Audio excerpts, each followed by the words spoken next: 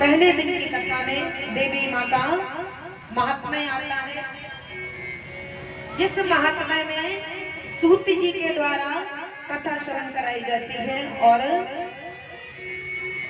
सभी ऋषिगण श्रवण करते हैं उस नैमिषारण्य तीर्थ पर। और उसी कथा को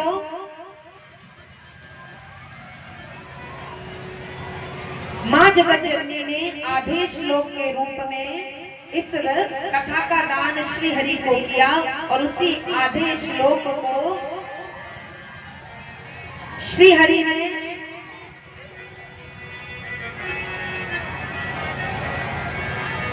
ब्रह्मा जी को दिया, ब्रह्मा जी ने नारद जी को और नारद जी ने वेद व्यास जी को दिया।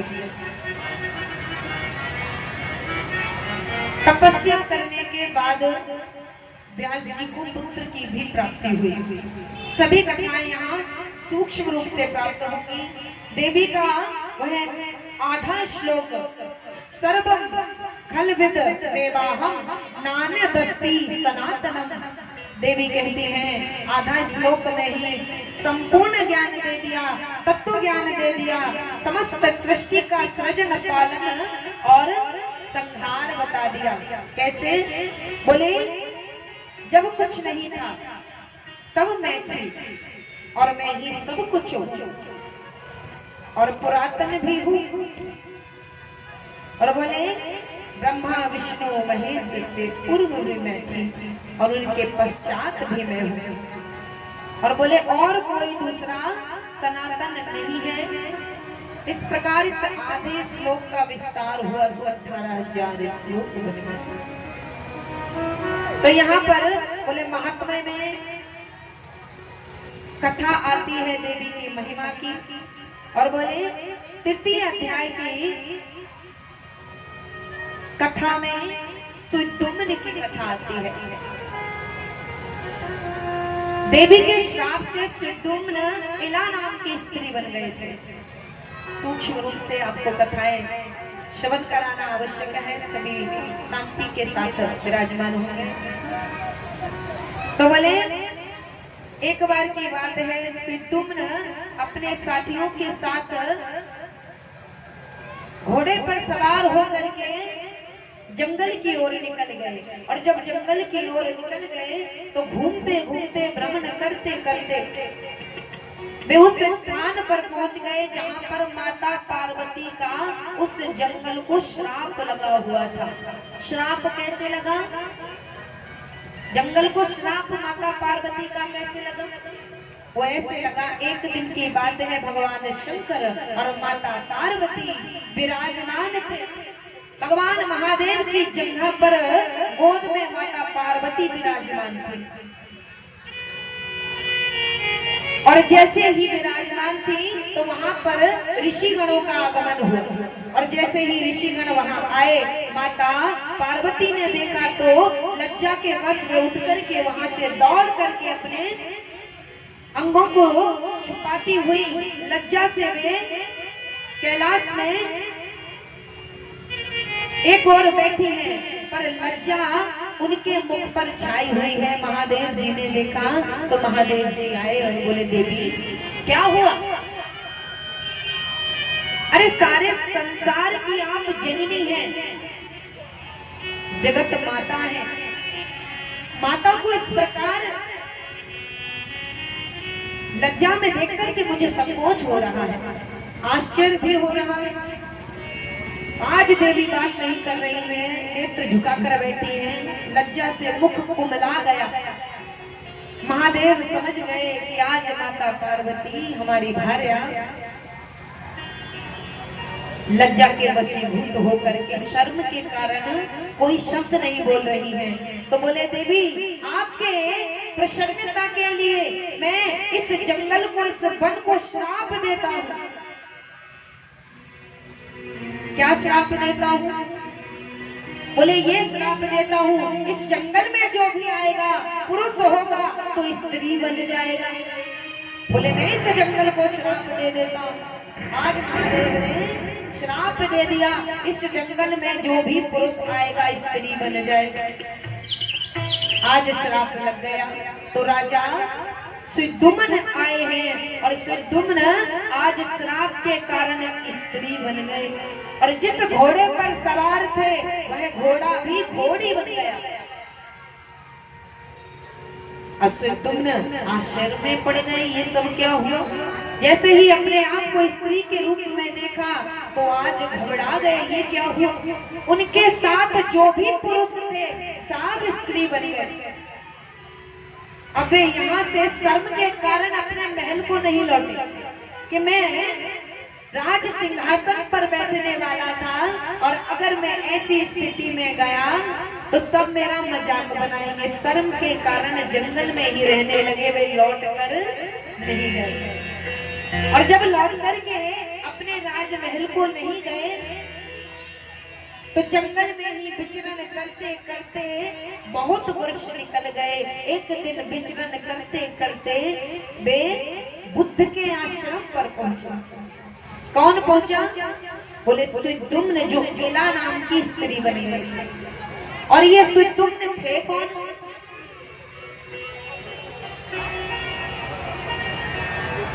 बोले ये सुद्युम्न वशिष्ठ जी के द्वारा यज्ञ में प्राप्त हुए थे और फिर इनके स्त्री बन जाने पर शर्म के कारण ये अपने राजमहल जब नहीं लौटे तो इनकी भेंट बुद्ध से हुई।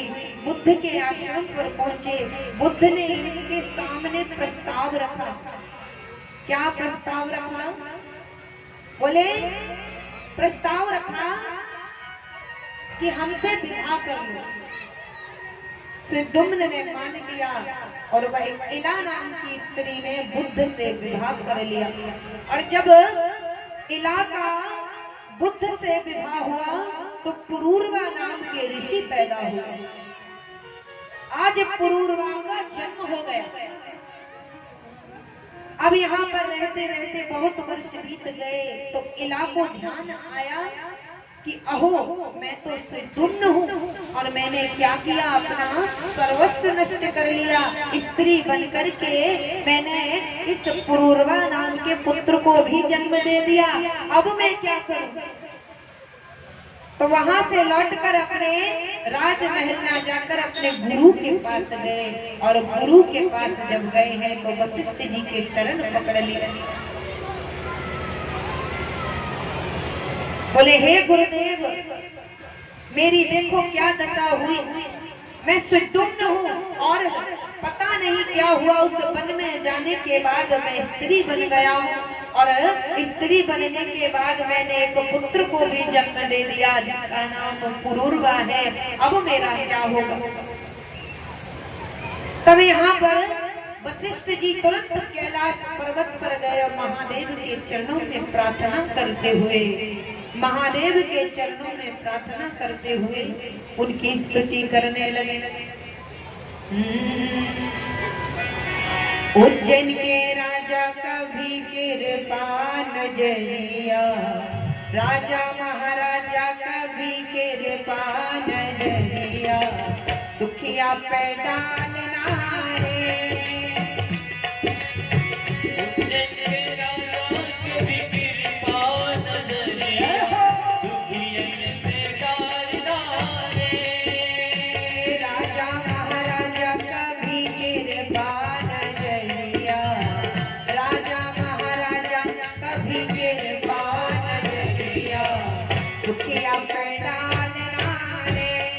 मेरे भोले बाबा, राजा महाराजा कभी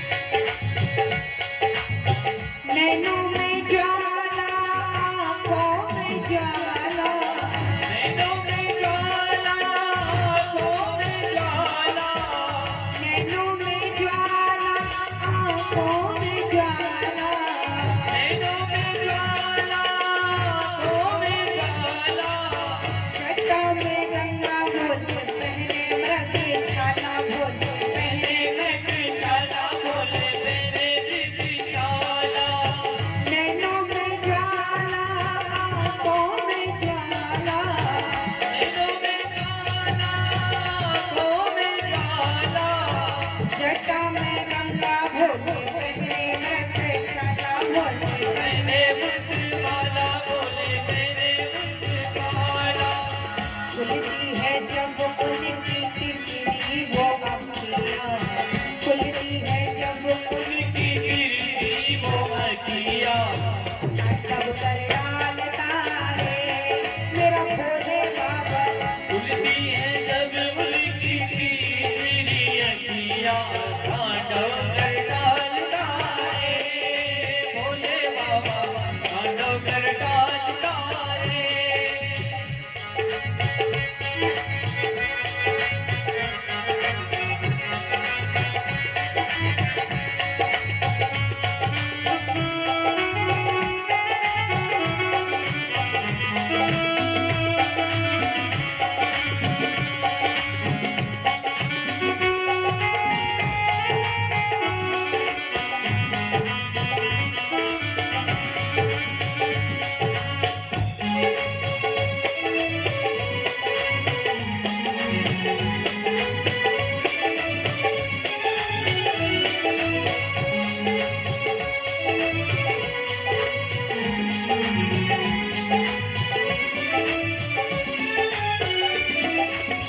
पीते हैं प्याले भर भर के भंगिया पीते हैं गाले भर भर के भंगिया। पीते हैं प्याले भर भर के भंगिया पीते हैं प्याले भर भर के भंगिया। कम लगाए भोले दिन और रतिया भोले दिन और रतिया भोले दिन और रतिया। पीते हैं प्याले भर भर के भंगिया पीते हैं प्याले भर भर के भंगिया। कम लगाए भोले दिन और रतिया भोले दिन और रतिया भोले दिन और रतिया। बाबा तेरी दासी हूँ मैं सबसे निराली बाबा तेरी दासी मैं सबसे निराली। बाबा तेरी दासी हूँ मैं सबसे निराली बाबा तेरी दासी मैं सबसे निराली। कृपा कर डालना रे मेरे भोले बाबा बाबा तेरी दासी मैं सबसे निराली। कृपा कर डालना रे ओ भोले बाबा, कृपा कर डालना रे। उज्जैन के राजा कभी कृपा नजरिया राजा महाराजा कभी कृपा नजरिया कृपया कर डालना रे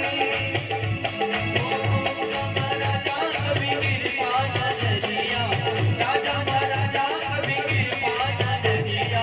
भक्तों में डालना रे ओ भोलेनाथ, बाबा महाराजा कभी कृपा नजरिया। भक्तों में डालना रे राजा महाराजा कभी कृपा नजरिया। भक्तों में डालना रे भोलेनाथ, भक्तों में डालना रे ओ भोलेनाथ, भक्तों में डालना रे। उज्जैन के राजा कभी कृपा नजरिया दुखिया पे डालना रे राजा महाराजा कभी कृपा नजरिया दुखिया पे डालना रे ये शंकर भगवान की जय, जगत जननी मात की जय। अब यहाँ पर व्यास जी कहते हैं कि वशिष्ठ जी पहुंचे हैं कहाँ? बोले भगवान महादेव के दरबार। क्या प्रार्थना कर रहे हैं? प्रभु आपने जिस वन को श्राप दिया उस वन में मेरे यजमान का पुत्र आया और पुत्री बन गया। हे प्रभु कृपा कीजिए अगर वह पुत्री बन गया है तो राजपाट को संभालेगा कौन? कृपा कीजिए, ध्यान से सुनिए। महादेव जी इशारा कर रहे हैं, मैं तो दे दूंगा, लेकिन इशारा किया किसके तरफ? बोले जगत जननी से मांगो।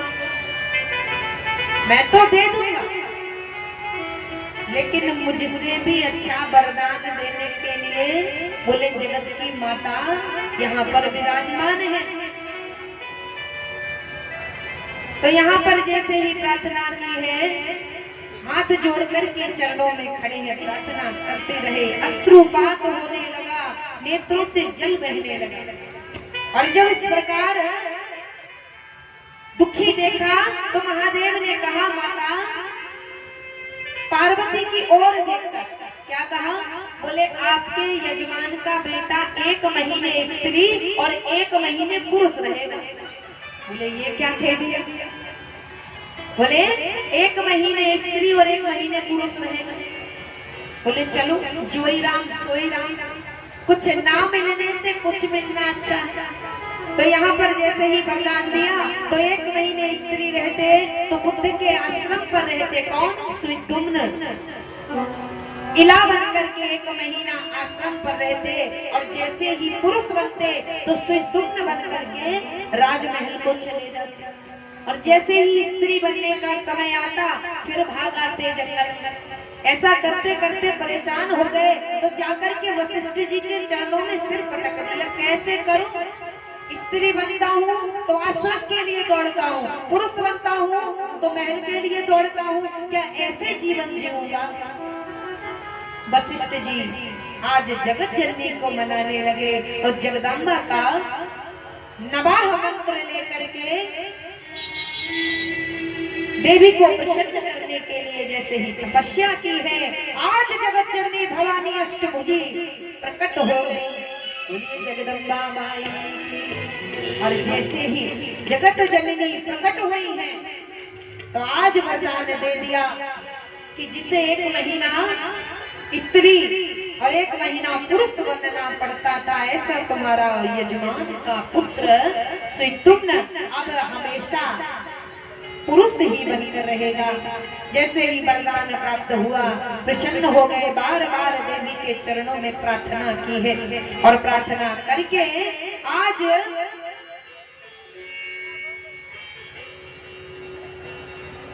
प्रसन्न होकर के यजमान को इस संदेश को सुनाने के लिए यजमान से मिले। बोले जगत जननी ने कृपा कर दी, तुम्हारे पुत्र को उस वन के कारण जो श्राप लगा था, उस श्राप से तुम्हारा पुत्र अब मुक्त हो चुका है। और जब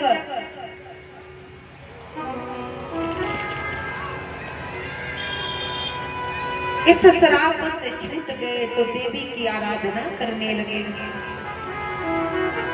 अब यहाँ पर जन्मेजय ने प्रश्न किया, हे ऋषिवर, जब ये राजपाट चलाने लगे तो फिर क्या हुआ? बोले फिर ये अपने पुत्र को राजपाट देकर के देवी की आराधना करने के लिए निकल गए और जगत जननी की आराधना स्वयं भी की है और अपने नगर वासियों को भी जगत जननी की आराधना करने के लिए प्रेरित भी किया। बोलिए जगदम्बा की जय। और वैसे भी जब संतान परेशान हो तो कहाँ जाती है? जब संतान परेशान हो तो कहाँ जाती है? माता की शरण में, अपनी माँ के पास। तो यहाँ पर जगत जननी निरंतर वरदान देने के लिए तत्पर खड़ी है, परंतु हम मूर्ख हैं जो ऐसी करुणा की प्रतिमूर्ति माता हमें प्राप्त है, फिर भी हम उनसे कुछ मांगते हैं। तो क्या मांगते हैं? नौकरी लग जाए, सुंदर हवेली बन जाए। अगर माता से हम वस्तु मांग लेते हैं तो फिर ये स्वार्थ हो गया। अगर हमने कोई वस्तु मांग ली तो ये तो स्वार्थ है। और वस्तु अगर प्राप्त हो जाएगी तो वह जगत जननी हमें प्राप्त नहीं होगी। वस्तु दे दे, संतान के सुख में ही माँ अपना सुख देखती है। जो आप मांगेंगे दे देगी, लेकिन फिर उससे क्या होगा? वस्तु का सुख तो क्षणिक है, जब आप प्राप्त कर लेंगे तो आनंद भी नहीं आएगा। पहले इच्छा मन में रहेगी, ऐसा हो जाए, वैसा हो जाए, ये प्राप्त हो जाए, वो प्राप्त हो जाए, और जिस दिन प्राप्त हो जाएगा उसकी कीमत नहीं रहेगी, फिर दूसरी वस्तु चाहिए। इच्छा कभी खत्म होती है क्या? और अगर जगत जननी को मांग ले तो जो आनंद की अनुभूति होगी, उनकी कृपा प्राप्त होने के बाद जिस आनंद की अनुभूति होती है, उसके बाद किसी भी वस्तु को मांगने की इच्छा हृदय में आती ही नहीं। तो हमें किसी वस्तु को ना प्राप्त करने की इच्छा मन में रखनी चाहिए, और ना ही अपने पूजा, भक्ति, ध्यान, धारणा, साधना के बदले में कुछ मांगना चाहिए। क्यों?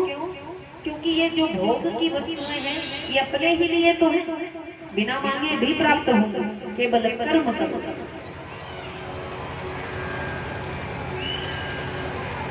ईश्वरीय शक्ति कभी इनका भोग नहीं करती, ये अपने ही लिए है।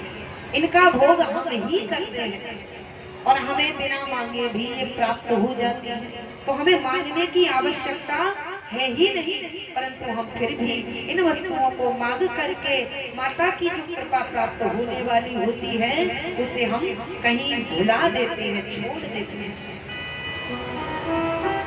अब यहाँ आगे कथा आती है रोहिणी नक्षत्र की। जो 27 नक्षत्र हैं उनमें से एक नक्षत्र है रोहिणी, जो अशुभ था, लेकिन भगवान श्री हरि के अवतार श्री कृष्ण और बलराम का जब इसमें जन्म हुआ तो यह पावन हो गया, पवित्र हो गया। अभिजित मुहूर्त, अभिजित नक्षत्र में श्री राम जी ने जन्म लेकर के उसे पवित्र पावन कर दिया, नहीं तो वह त्याज्य था। कोई भी शुभ कर्म, शुभ कार्य अभिजित मुहूर्त में कभी नहीं होता था। गृह प्रवेश, वधू का आगमन, मुंडन, यज्ञोपवीत, कोई भी शुभ कर्म, नई वस्तु लाना इस मुहूर्त में होता ही नहीं। लेकिन भगवान ने जब इसमें जन्म की लीला की, प्राकट्य की लीला की, तो ये पवित्र हो गए। अब यहाँ पर ऋत्वाक नाम के ऋषि थे, ऋत्वाक नाम के ऋषि थे। उन्होंने क्या किया? एक पुत्र को जन्म दिया है उनकी भार्या ने। पुत्र बड़ा हुआ, ऋत्वाक ऋषि उनकी पत्नी लालन पालन करने लगे। बालक बड़ा हुआ, बड़ा धूर्त दुष्ट हो गया, आतताई हो गया, पापाचार, दुराचार, अत्याचार में रत रहता, संस्कारहीन का उसका गुण बन गई। संस्कार कहीं विलुप्त से हो गए। जब इस प्रकार देखा ऋत्वाक ऋषि ने तो दौड़ करके गए गर्गाचार्य जी के पास। गर्गाचार्य जी कौन है? यादवों के कुल पुरोहित। गर्गाचार्य जी कौन है? बोले ज्योतिष के विशेषज्ञ। उनके पास गए और पूछा। क्या पूछा? बोले हे देव, हे महर्षि, आप तो ज्योतिष ज्ञान के विशेषज्ञ हैं, हमें बताइए हमारा ये पुत्र दुष्ट कैसे हो गया? क्या हमारा गुण, कोई कर्म बिगड़ गया था, या हमारी पत्नी का, या इस बालक का ही कोई पूर्व जन्म का पाप है जो इसके दुर्गुण अभी भी इसका पीछा नहीं छोड़ रहे हैं? हमें बताइए। तो यहाँ पर जैसे ही पूछा, आज गर्गाचार्य जी मुस्कुराए, बोले ना तो तुम्हारा दोष है, ना तुम्हारी भार्या का, और ना ही उस बालक का। बोले रोहिणी नक्षत्र का अंतिम गण था जब इसका जन्म हुआ, और इसका जब जन्म हुआ तो वो बेला अशुभ थी, इसीलिए आपका बालक दुष्ट हो गया। और बोले अब हमें क्या करना चाहिए?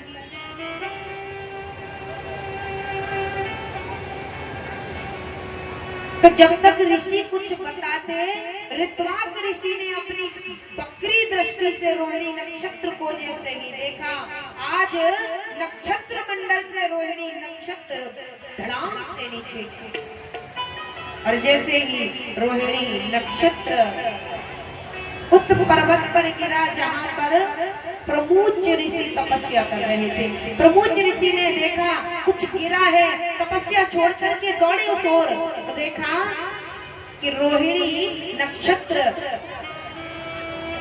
का पतन हो गया, नक्षत्र मंडल से भूमि पर उस पर्वत पर पड़ा है।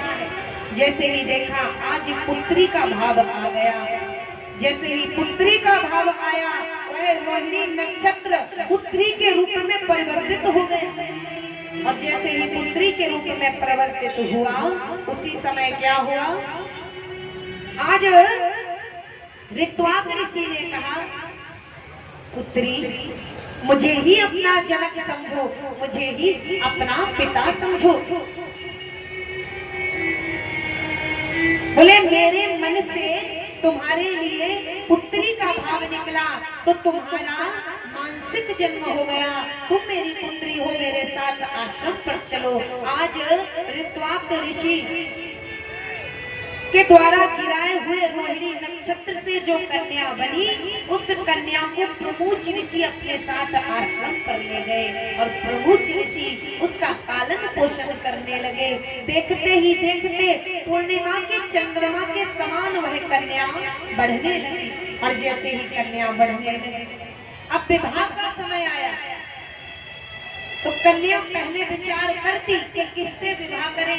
पिता को पहले चिंता हो गई, क्यों? क्योंकि कहा जाता है कन्या चाहे सुगरवर, माँ चाहे धनवान, और पिता चाहे कुलवंत हो, बाराती पकवान। बोले कन्या क्या चाहती है कि मुझे जो वरण करे, मैं जिसका वरण करूं, जो मेरा पानी ग्रहण करे। पानी कहते हैं हाथ को ग्रहण करना है, पकड़ना। बोले जो मेरे हाथ को, कमल को पकड़े, वह स्वरूपवान हो। कैसा हो? सुंदर तो हो ही, धन ना हो, कुछ ना हो, लेकिन देखने में अच्छा लगता हो। कन्या चाहती है सबसे पहले विवाह की जब बात चलेगी तो चित्र पर बात आएगी, भैया चित्र देखने को मिल जाए, मेरे होने वाले स्वामी लगते कैसे हैं। और बोले माता क्या चाहती है? चित्र पर उतना ध्यान नहीं देती, ध्यान देती है धन पर, कि जिसको मैं अपनी कन्या दे रही हूँ वो धन वाला कितना है। चलो सूरत पर ध्यान देती है, पर उतना नहीं देती जितना कन्या देती है। बात सही है ना?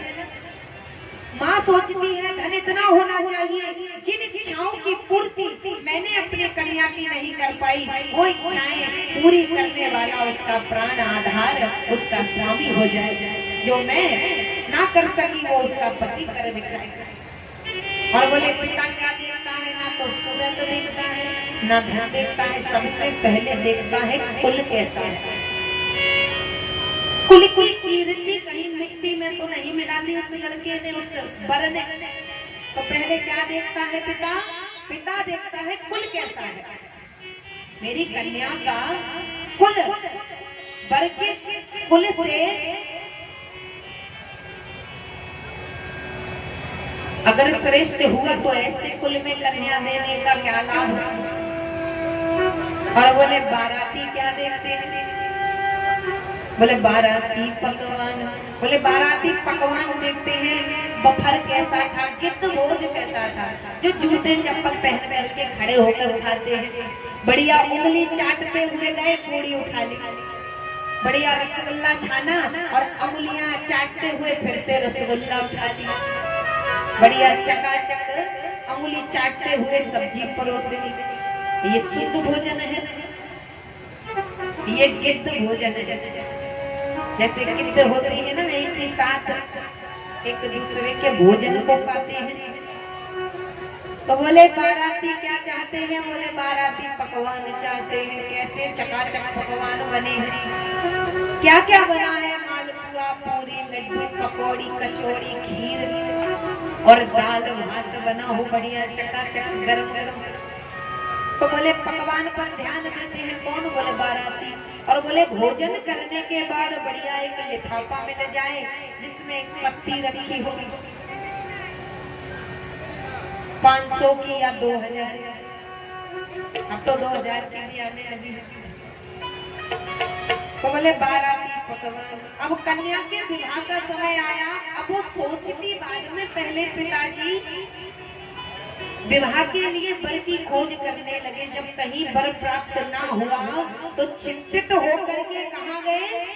बोले यज्ञशाला में गए और यज्ञशाला में आसन पर बैठे परमात्मा के चरणों में ध्यान लगाया और यज्ञ कुंड से अग्निदेव प्रकट हो गए।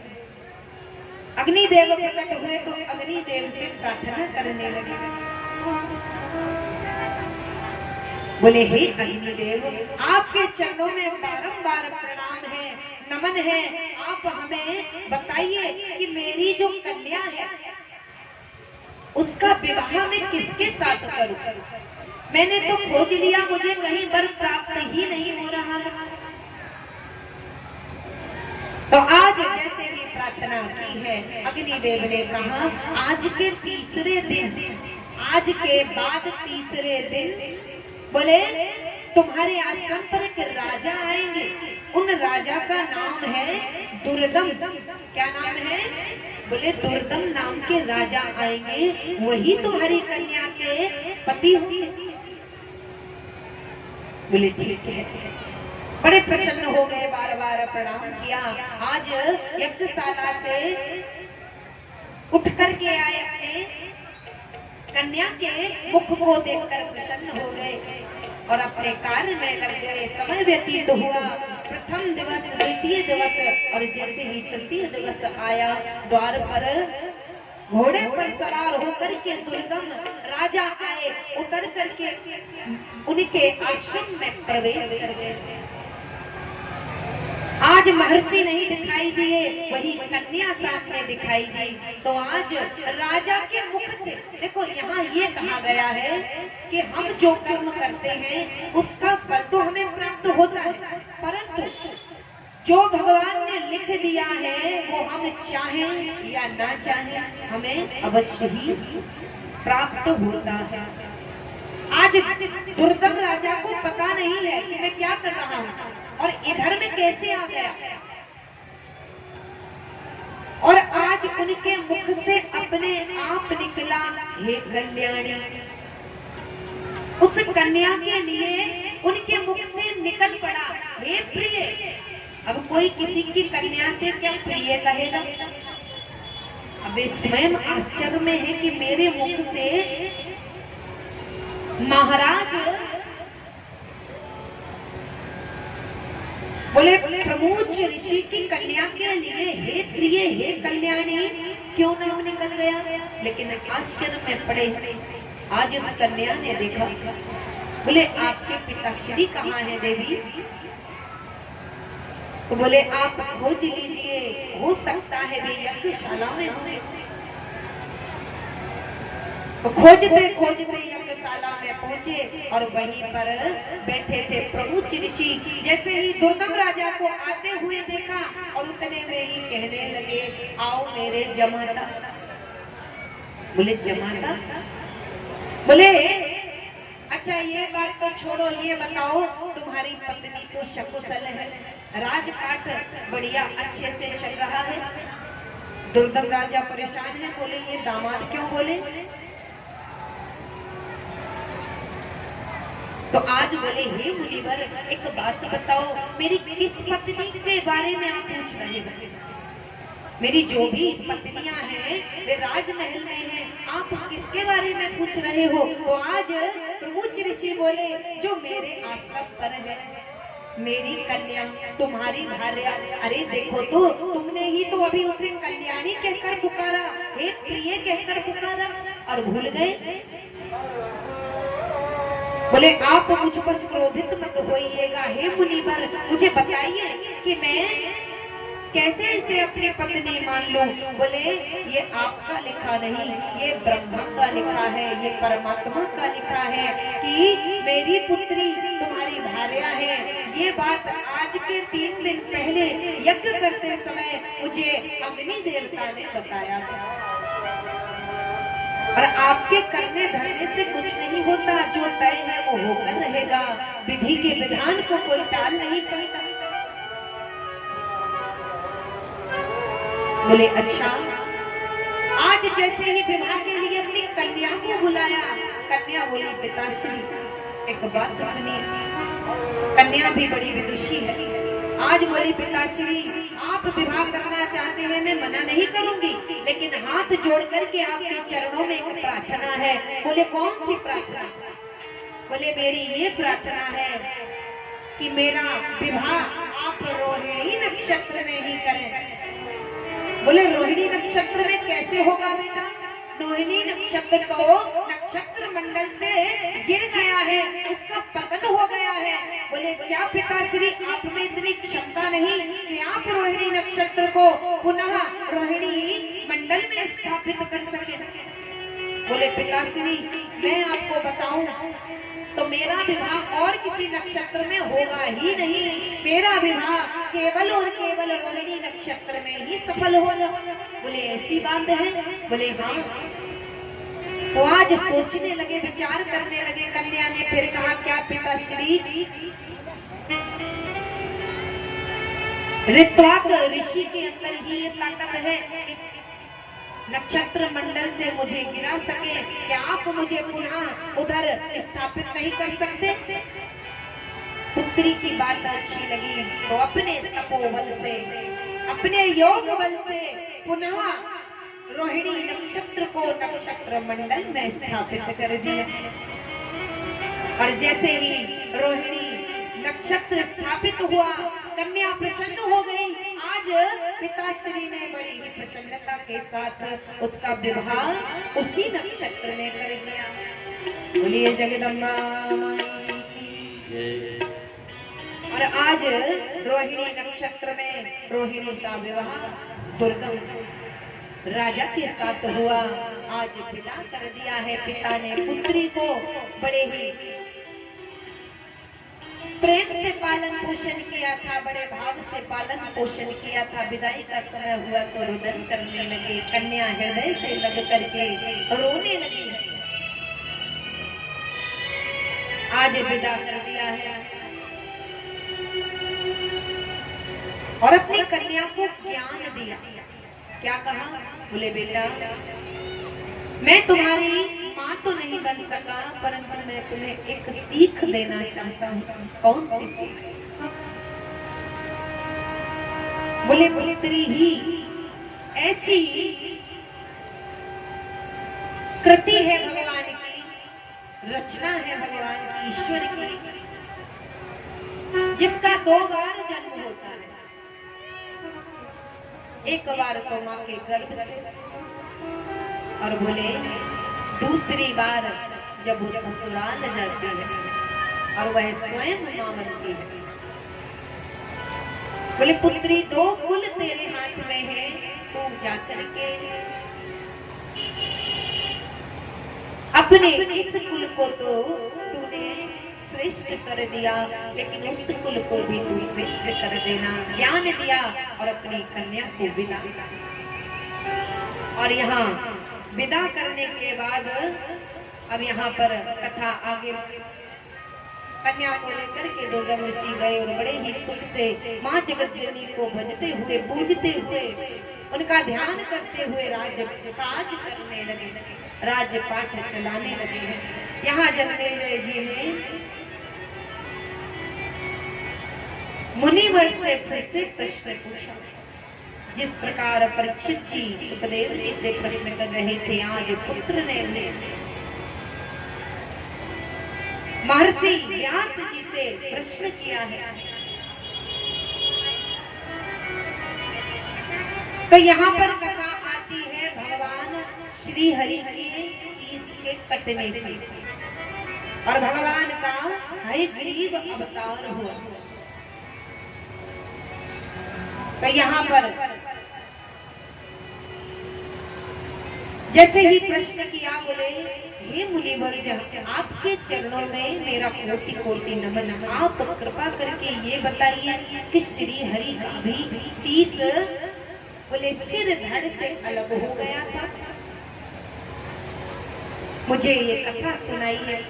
और जब उनका सिर कट करके गहरे समुद्र में चला गया तो उनके शरीर पर बोले घोड़े का सिर लगाया गया। तब व्यास जी मुस्कुराने लगे और बोले, एक बार की बात है। बोले माता लक्ष्मी वैकुंठ में श्री हरि भगवान विष्णु के साथ विराजमान थे। भगवान श्री हरि ने माता लक्ष्मी के तरफ देखा और मुस्कुरा दिया। माता ने पूछा, क्या हुआ प्रभु, मुझे देख करके मुस्कुरा क्यों रहे हो? भगवान फिर मुस्कुरा। अच्छा, माताओं को प्रसन्न करना हो तो उनकी प्रशंसा कर दो, बड़ी सुंदर लग रही है। लेकिन भगवान ने ये कहने की बजाय हंसना शुरू कर दिया। तो यहाँ पर माता को कुछ क्रोध आया। बोले आपको समझ नहीं आता, मुझे देख करके बार बार मुस्कुराते हो। अरे मुस्कुराने का कारण तो बताओ। भगवान विष्णु फिर से हंस दिए। माता को क्रोध आने लगा। बोले मैं समझ गई, तुम्हें मेरी जगह पर कोई सौतन पसंद आ गई होगी। तुम किसी सौतन को सुंदर समझते हो और तुम्हारी नजर में अब मैं कुरूप हो गई हूँ, मेरा स्वरूप खत्म हो गया, इसीलिए आप मुझे देखकर हंस रहे हो। भगवान और जोर से हंसने लगे। आज तो माता को क्रोध आ गया।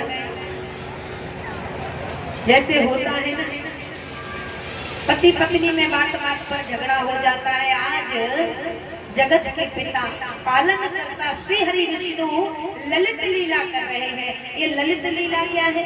बोले ललित लीला जिसमें माता लक्ष्मी को भी साथ में ले ली। और माता भी कह रही है, प्रभु आप डाल डाल हम पात पात, आप भी लीला करो, हम भी साथ में लीला करते हैं। बोली अच्छा, मुझे देखकर मुस्कुरा रहे हो, अरे कारण तो बताओ। हद हो गई, बताते ही नहीं हो। अब यहाँ पर जब भगवान विष्णु फिर से हंसने लगे तो माता को क्रोध आ गया। आज जोर से श्वास भरती हुई माता जो पुकारने लगी क्रोध से, और पुकारते हुए उन्होंने उस आसन से उठ करके कहा, हे प्रभु आप मेरे स्वामी हैं, लेकिन मैं आपको श्राप देती हूँ। मैं आपको श्राप देती हूँ। क्या श्राप देती हूँ? बोले मैं आपको श्राप देती हूँ, जिस मुख से आप मेरी हंसी उड़ा रहे हो वह मुख सहित आपका सिर धड़ से कटकर अलग हो जाए। श्राप दे दिया। और जैसे ही श्राप दिया, भगवान श्री हरि भगवान विष्णु का हंसना बंद हो गया। और जैसे ही हंसना बंद हुआ, आज अपनी माया से बोले जाओ हमारा काम हो गया, अब तुम यहाँ से चली जाओ। जैसे ही माया ने अपने जाल को खींचा और माता को ध्यान आया, माया के वशीभूत होकर के अपने पति को श्राप तो दे दिया। जब ध्यान आया तो चरण पकड़ लिए, प्रभु ये क्या करा दिया? जो दिन रात अपने पति के चरणों की सेवा करना ही अपना परम कर्तव्य मानती थी, ऐसी लक्ष्मी से अपने ही स्वामी को श्राप दिलवा दिया। अरे संसार क्या कहेगा प्रभु, ये आपकी ही लीला थी, मैं समझ गई हूँ, और आपने ये मुझसे क्या करा दिया? मैंने अपने ही पति को श्राप दिया, आज रोने लगे। जैसे ही माता लक्ष्मी रुदन करने लगी, भगवान मुस्कुराए, बोले देवी आप चिंता ना करो, यह मेरी ही लीला थी, ये मेरी ही इच्छा से हुआ है, इसमें आपका कोई दोष नहीं। ऐसे ही संसारी स्त्रियों का भी होता है, क्रोध में पति को कुछ भी कह जाती है, बाद में पश्चाताप होता है, अरे मैंने तो ऐसा सुना था पति का अपमान नहीं करना चाहिए, और देखो तो मैंने ही अपमान कर दिया। और यहाँ पर भगवान विष्णु इसी कारण क्रोध दिला रहे थे, क्रोध में आकर के माता लक्ष्मी भगवान को श्राप दे, इसी कारण में क्रोध। आज जैसे ही माता लक्ष्मी दुखी हो गई, आज श्री हरि हरि देवी चिंता मत करो, ये मेरे ही कारण हुआ है, मैंने ही तुम्हारे मुख से अपने आप को श्राप दिलवाया है। और देवी जानती है मैं अपने वशीभूत होकर ये कार्य नहीं करता, मेरे ऊपर भी एक शक्ति कार्य करती है, और उस शक्ति के वश में होकर के, उस शक्ति के अधीन होकर के ही मुझे ये कार्य करना पड़ा, ये लीला करनी पड़ी कि तुम्हारे मुख से मैंने खुद को श्राप दिलाया। जैसे तैसे माता लक्ष्मी को समझाया, आज भगवान विष्णु ने दुखी होकर के विराजमान है, और जब श्राप लग गया, समय व्यतीत हुआ। एक दैत्य था जिसका नाम था हयग्रीव, उसका शरीर कैसा था?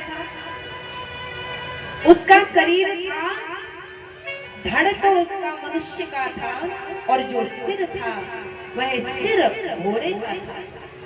उसने तपस्या की, और तपस्या करने के बाद उसने क्या किया, जब माता जगत जननी प्रकट हो गई तो माता जगत जननी के चरणों में प्रार्थना करके वह हयग्रीव नाम का दानव बोला, वह राक्षस बोला। क्या बोला? बोले अमर होने का हे जगदम्बे मुझे वरदान दे। माता प्रसन्न होकर के तो आई है वरदान देने को, लेकिन आज कहने लगी हे हयग्रीव मैं तुम्हारे तप से प्रसन्न हूँ, परंतु जिसका जन्म हुआ है उसकी मृत्यु निश्चित है, तुम्हें अमरता का वरदान मैं नहीं दे सकती, तुम कोई और वरदान मांग लो। तो आज कहने लगा हे माते अगर आप प्रसन्न हैं तो मुझे वरदान दो, मेरी मृत्यु का कारण हयग्रीव ही बने, अर्थात जैसा मैं हूँ आधा शरीर मनुष्य का आधा घोड़े का, ऐसा ही मनुष्य हो, देवता हो, दानव हो, बोले योगी हो, ध्यानी हो, ऋषि हो, मुनि हो, जो भी हो, हयग्रीव रूप में प्रकट होकर ही मेरा वध करे, मुझे हयग्रीव ही मारे। देवी ने कह दिया तथास्तु, आज वरदान दे दिया जगदम्बा ने, बोले तुम्हारा वध हयग्रीव ही करेगा। और उसी जगदम्बा की प्रेरणा से भगवान श्री हरि ने अपने आप को लक्ष्मी से श्राप दिलाया है। क्यों? जब सिर धड़ से अलग होगा तो दूसरा भी सिर स्थापित हो जाएगा। तो आज क्या हुआ? बोले वरदान दे दिया है, वही समय आ गया। आज भगवान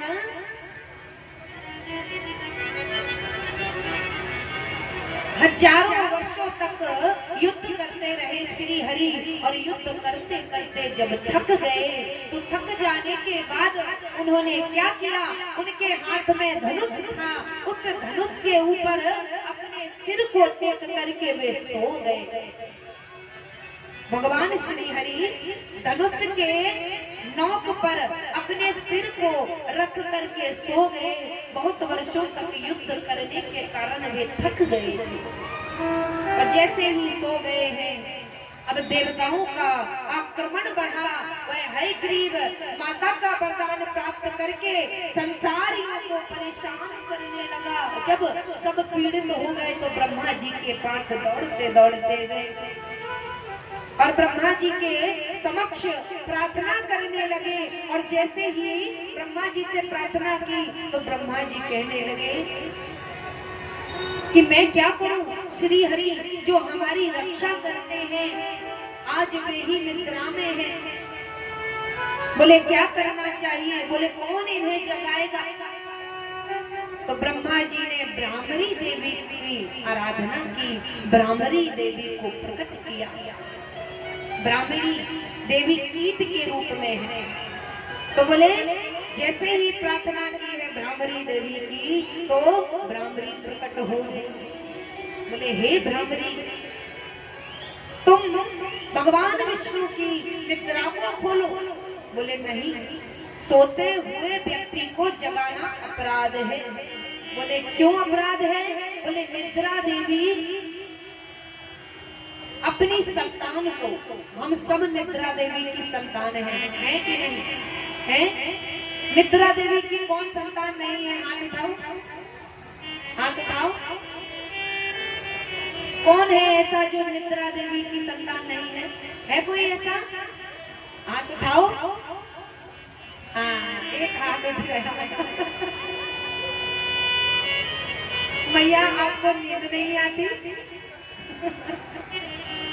बोले निद्रा देवी की संतान सब है जिनको नींद आती है। नींद आती है ना? तो निद्रा देवी की वे सब संतानें हैं जिनको निद्रा देवी आकर के सुलाती है।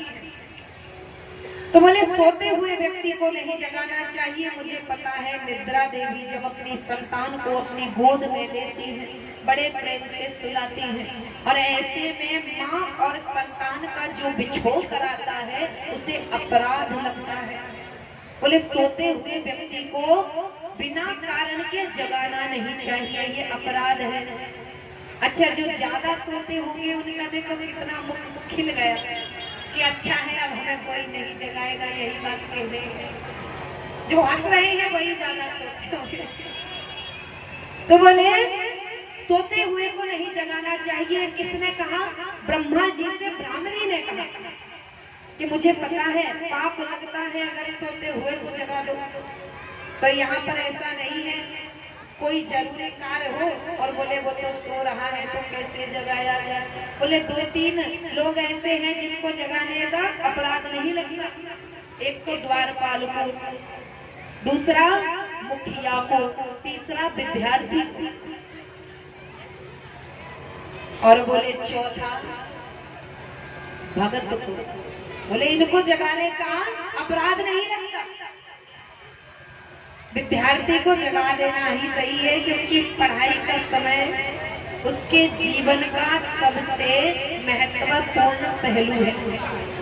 तो यहाँ पर बोली जगाने का अपराध लगता है, मैं नहीं जगाऊंगी। ब्रह्मा जी ने आग्रह किया कि हम जो यज्ञ करेंगे, यज्ञ करते समय हवन कुंड में जो सामग्री हम डालेंगे, और बोले हवन कुंड के बाहर जो सामग्री गिरेगी उस पर तुम्हारा अधिकार है। बोले हवन कुंड के बाहर जो सामग्री गिरेगी वो तुम्हारी हुई, यज्ञ में तुम्हें भाग मिलेगा। इसीलिए आज तुम यह कार्य करो, भगवान श्री हरि की निद्रा को तोड़ दो, आज देवताओं के लिए ये कार्य कर दो। और जैसे ही देवता के लिए कार्य करने के लिए आगे बढ़ी है तो क्या किया? बोले धनुष में डोर बंधी थी। डोर, धनुष में जो डोर बंधी रहती है उस डोर को उस ब्राह्मणी नाम के कीड़े ने काटना शुरू किया।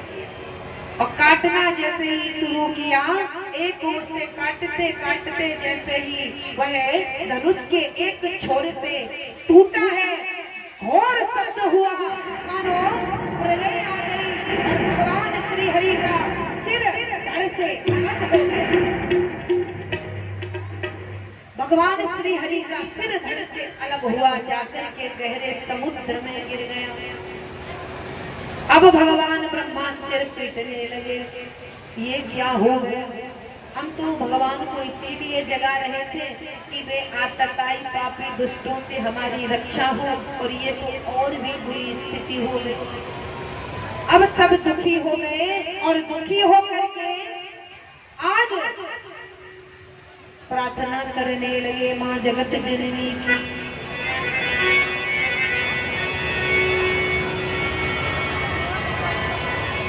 और जैसे ही जगत जननी की प्रार्थना करने लगे हैं, दरबार तेरा मैया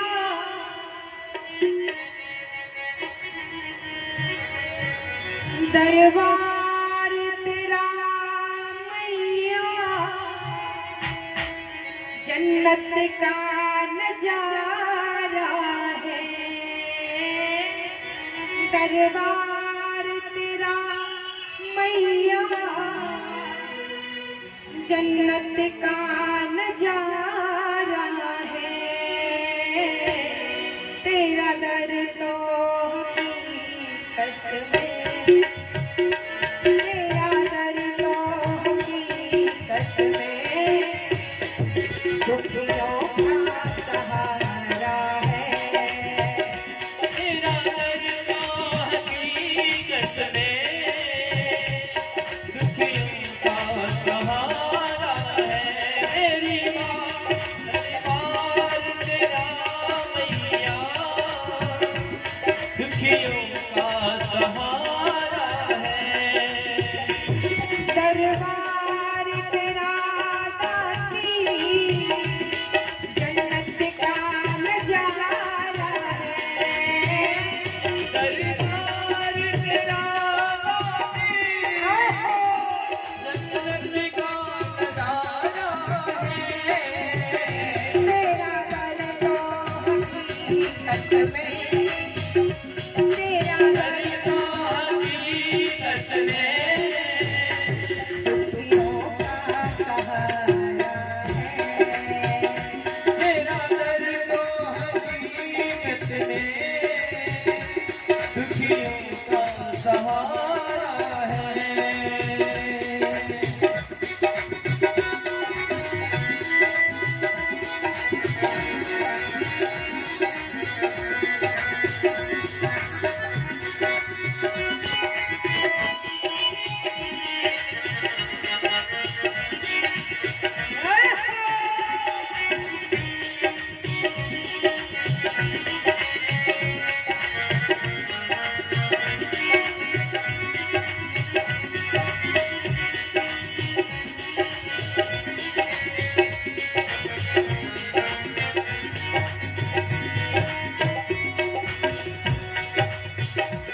बिगड़ी हुई तकदीरें पल भर में बनाती हो।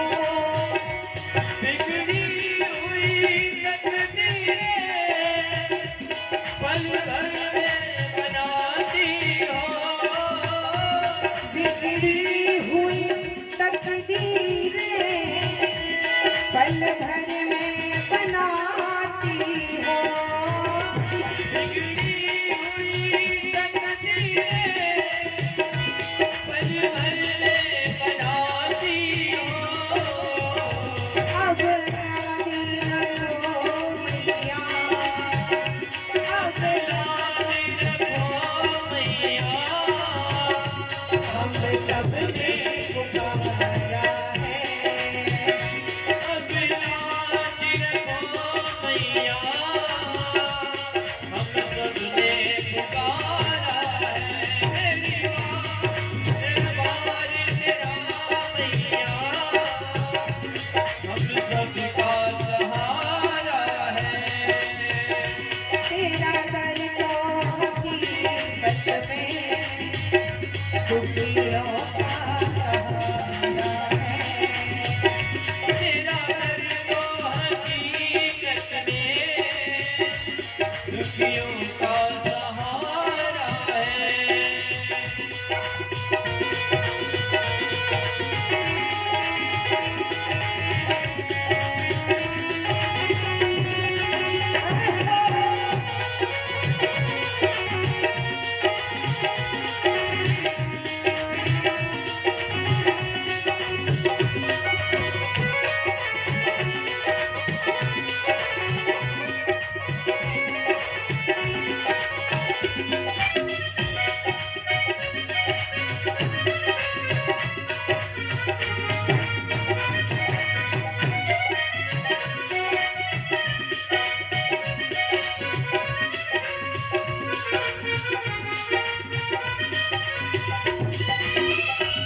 टूटी हुई कश्ती है और दूर किनारा है। टूटी हुई कश्ती है और दूर किनारा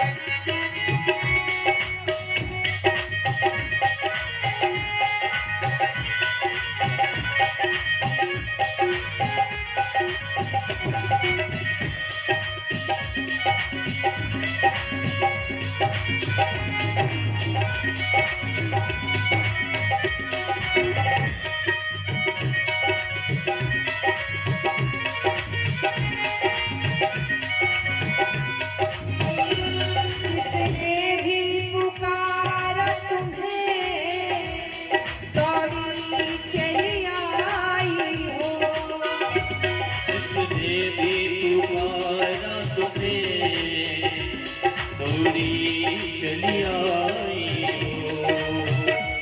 जिसने भी पुकारा तुम्हें दौड़ी चली आई हो। जिसने भी पुकारा तुम्हें दौड़ी चली आई हो।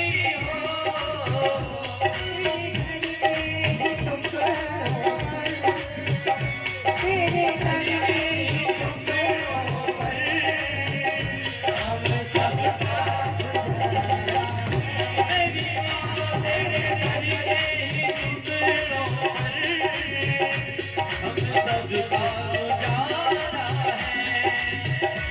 दरबार तेरा मैया जन्नत का नजारा है। दरबार तेरा मैया जन्नत का नजारा है। तेरा घर तो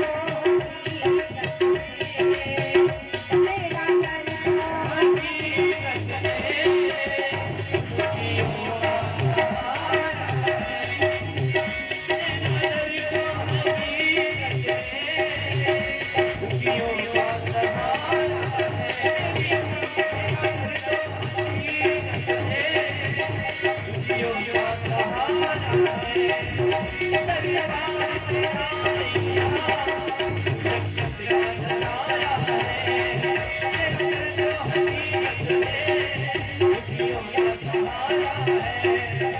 तो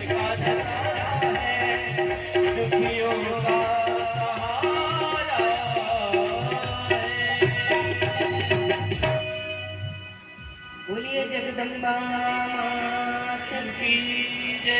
अब यहाँ पर माता की जैसे ही प्रार्थना की है, जगत जननी प्रकट हो गई। सिंह पर विराजमान शक्ति स्वरूपा अपने मुखमंडल के प्रकाश से त्रिलोकी को आलोकित करने वाली जगदम्बा जैसे ही प्रकट हुई है। देवता सिद्ध गंधर्व चारण योगी ध्यानी जय जयकार करने लगे। आदि शक्ति जगदम्बा की जय बार बार प्रार्थना करने लगे। आज भवानी को प्रसन्न करके सब उनके सम्मुख हाथ जोड़कर खड़े हैं। आज जगत जननी बोली, हे देवताओं, तुम चिंता मत करो, तुम्हारे कष्ट को दूर करने के लिए मैं सदैव तत्पर रहती हूँ। मैंने 8 भुजाओं में ही नहीं, अपने 18 भुजाओं में आयुध लिए हैं। हमारे शरण में आए हुए हमारे शरणार्थी को कभी कष्ट ना हो, यही कारण है। तुम्हारे दुख को दूर करने के लिए मैं प्रकट हूँ। आज सब देवताओं ने प्रार्थना की, हे देवी, हे जगत जननी, आज देखो तो युद्ध के बाद विश्राम कर रहे श्री हरि का सिर धड़ से छिन्न हो गया। और बोले छिन्न मस्तक पड़े हुए धड़ का हम क्या करें, युद्ध पूरा भी नहीं हुआ था। और इस प्रकार बीच में ही श्री हरि सिर विहीन हो गए। हे देवी, हे जगत जननी, कृपा करो। उसी समय आदेश दिया है जगत जननी ने, हे देवताओं तुम चिंता मत करो, आज श्री हरि भगवान विष्णु के धड़ पर तुम घोड़े का सिर काट कर लगा दो। आज ब्रह्मा जी ने ऐसा ही किया, घोड़े का सिर काट करके भगवान श्री हरि के धड़ पर जैसे ही जोड़ा है, जगत जननी ने अमृतमयी दृष्टि से जैसे ही देखा, श्री हरि खड़े हो गए हैं। आज भगवान का हयग्रीव अवतार हो गया। बोलिए हयग्रीव भगवान की जय। आज भगवान हयग्रीव प्रकट हो गए और सब उनकी जय जयकार करने लगे। श्री हरि के इस दिव्य स्वरूप को देख करके प्रसन्न हो गए। बोले जय हो प्रभु, आपने बड़ी कृपा की। आपने हर अवतार में अपने भक्तों की रक्षा के लिए, धर्म की स्थापना के लिए, अधर्म का नाश करने के लिए नया नया अवतार रखा है। आज आपने हयग्रीव अवतार रखा। आज श्री हरि प्रार्थना करने लगे। बोले आज मैं प्रकट हूँ, मेरे लिए क्या आज्ञा है। आज जगत जननी बोली एक राक्षस है हयग्रीव, जिसका आपको वध करना है। बोले उसने क्या किया। भगवान ब्रह्मा शयन कर रहे थे तो ब्रह्मा जी को जमाई आई, और जमाई आई तो मुख खुल गया, और मुख खुला तो वेदों को चुरा करके वह पाताल में ले गया,